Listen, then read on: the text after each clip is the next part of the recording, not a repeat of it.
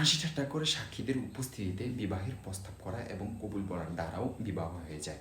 তিরমিজি শরীফের এক বর্ণনার মধ্যে এসেছে, হযরত আবু হুরায়রা রাদিয়াল্লাহু তাআলা আনহু বলেন, সালাসুন জিদ্দুহুন্না জিদ্দুন ওয়া হাজলুহুন্না জিদ্দুন আন নিকাহু ওয়াত তালাকু ওয়ার রাজা।